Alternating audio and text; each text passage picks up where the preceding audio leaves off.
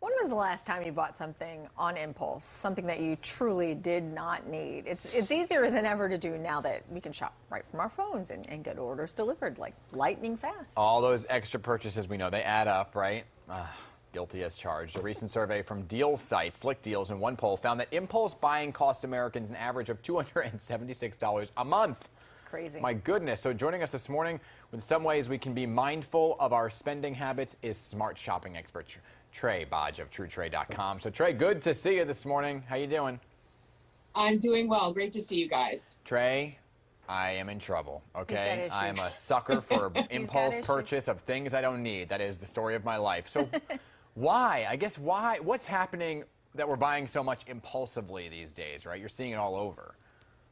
Yeah, it's becoming a huge problem. And obviously with so much going on in the world, right, we have so much on our minds. And for many of us, shopping actually releases dopamine, which makes us feel good. It's like that thrill of the hunt, that accomplishment that we've gotten something cool. And so we have to be really mindful of that feeling that we're chasing because it can get us into a lot of trouble financially. Yeah, and then there's that buyer's remorse that comes quickly after that. Right? Yeah. So what is the most important thing for us to do, like to keep in mind when it comes to buying on an impulse? Right. So when you see something, you should stop, ask yourself, is this something that I really need? Or is this something that I really want? And make that purchase more mindfully because especially like you were saying, when we're on our phones and our laptops, we can shop and purchase so quickly that we don't even take a second. And so have that conversation with yourself. And then what I would also say is try setting yourself an allowance because if you have a limited amount to spend, whether it's $10 a month or more, $100, whatever your budget will allow, you'll make more mindful purchases if you have that limit put upon yourself. I mean, you make it sound so easy. But, you know, like I was on the hunt for this tiny little side table to put a drink on, and I was going to buy one online, and it was $100-something. Then I saw it in the store the other day. It was $42 on sale. I was like, I got to buy it. I got to buy this right now because it's $42. Did I need the table? No. So what about ways to save while we shop, right? Waiting until later, waiting for a good sale. What are the suggestions you have there? Yeah, so I have a couple suggestions there. So if you are having problems with those impulse purchases, sometimes if you drop it in your cart online, Dan, and you walk away and wait a couple days, you might change your mind, right? So that's one thing. Another thing is to compare prices. So Google Shopping and Yahoo Shopping are really helpful for this.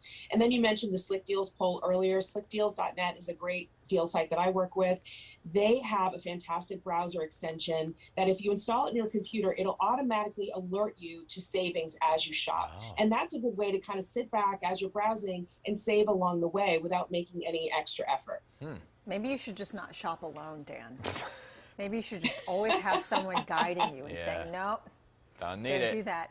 I mean, Dan doesn't have this problem because he is not in a great amount of debt. But what advice would you share with somebody who keeps impulse buying and then ends up in a great deal of credit card debt? How do you get out of that? Yeah, so this is a great question. This is really important. If you are an impulse shopper and you've gotten yourself into trouble with credit card debt, it is time to tackle that debt, take it really seriously right now. So maybe set yourself a much smaller allowance, but then also attempt to pay off that credit card debt. And there are very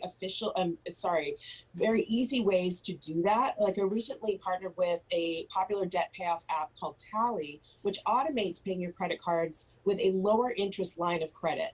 So it reduces your monthly payment, it pays down your balances twice as fast, and can potentially save you thousands of dollars over the term. So this is a way to take control of that credit card debt and then hopefully create more wiggle room to treat yourself down the road. Yeah. You know, it's so interesting because I think people also didn't spend as much during the pandemic, right? So they felt they had maybe a little more in their reserve funds that they now are willing to spend because we're kind of on the tail end of the, hopefully, fingers crossed, the pandemic. That's true. And, you know, now we're starting to get back into having those same expenses that we used to. We're maybe going on trips again. We're commuting in and out of work. So we have to be really careful. All that kind of extra wiggle room that we had in our budgets during the pandemic, we may not have now. So it's really important to pay close attention so we don't get ourselves into trouble. You know what the other thing is that can become a problem is when you can pay with your phone and you just tap and then you don't pay attention. You're like, oh, oops. I actually spent I a lot know. of Look money. what did I do? Yeah, you have to be mindful. That is the most important thing. Yeah, I find, Trae, absolutely. I don't know if you think this too. I know we got to go. But saving your credit cards online is a no-no for me because it's more mindful if I have to enter the digits each and every time and mindfully think about what I'm putting in to purchase rather than just clicking the button.